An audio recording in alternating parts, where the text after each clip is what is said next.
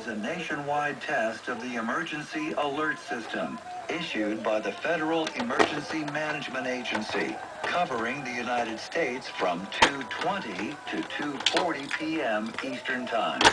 This is only a test. No action is required by the public.